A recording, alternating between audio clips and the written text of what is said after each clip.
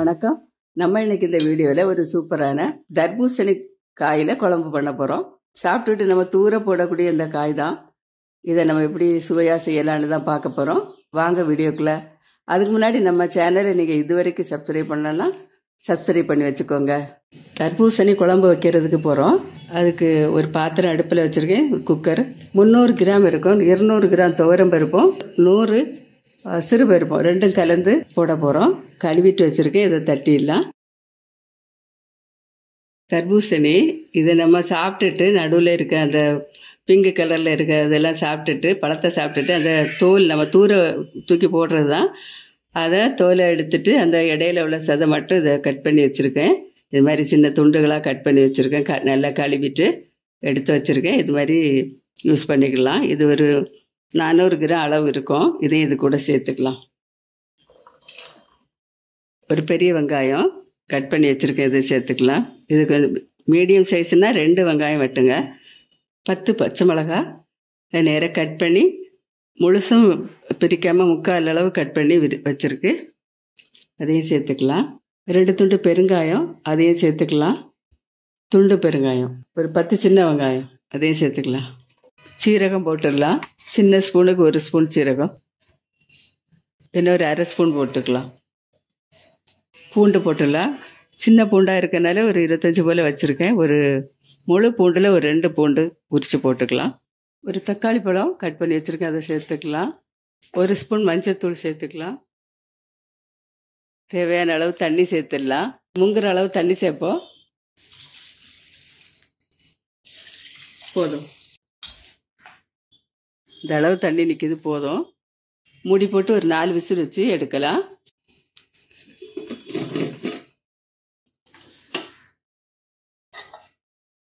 இனி 4 விசில் வரட்டும். வந்தோடனே பார்த்துடலாம். அரை முடி தேங்காய் மிக்ஸி ஜாரில் போட்டிருக்கேன், துருவினது. இது கூட கொஞ்சம் மஞ்சத்தூள், கொஞ்சமாக சீரகம் சேர்த்துட்டு இதை கொஞ்சம் குறகுறப்பாக அரைச்சி இந்த குழம்புக்கு நம்ம சேர்க்க போகிறோம். இதை அரைச்சி எடுத்துகிட்டு வந்துடலாம். 4 விசில் ஆகிட்டு ஆஃப் பண்ணிட்டேன். இனி அது நல்ல கேஸ் போகட்டும். அதுக்கப்புறம் பார்க்கலாம். கேஸ் எல்லாம் நல்லா ரிலீஸ் ஆகிட்டு திறந்து பார்த்துருவோம். கலந்து விட்டுடலாம். பருப்பு நல்லா வெந்திருக்கு.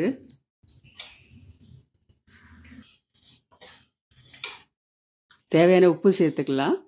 2 ஸ்பூன் அளவு உப்பு சேர்க்குறேன். தீப்பத்தாச்சாச்சு. சரியான அளவில் வெந்திருக்கு. 4 விசில் போட்டோம். பச்சை மிளகாயெல்லாம் சேர்த்துருந்தோம். காரம் எப்படி இருக்குன்னு பார்த்துக்கலாம். இதோட நம்ம அரைச்சி வச்சுருக்கிற தேங்காயை அதில் சேர்த்துடலாம். கொஞ்சம் தண்ணி கலந்து கொஞ்சம் அந்த ஜார் கலவின தண்ணியோட சேர்த்துடலாம். இது தண்ணி கொஞ்சம் சேர்த்துக்கலாம்.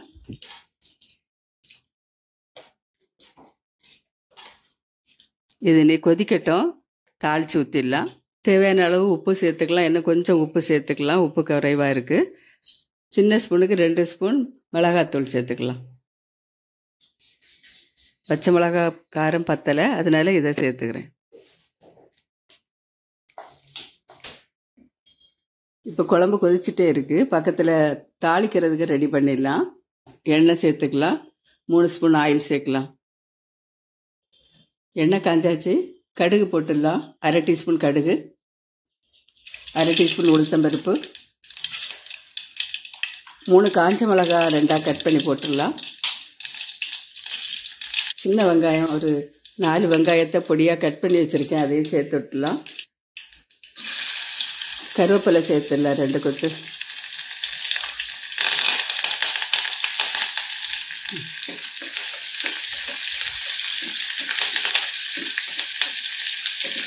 கொஞ்சமாக பெருங்காயத்தூள் சேர்த்துக்கலாம்.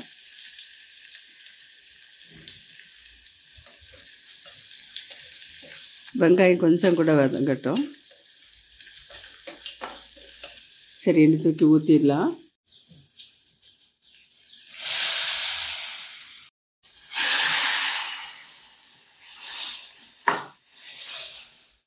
இனி அடுப்பு ஆஃப் பண்ணிடலாம்.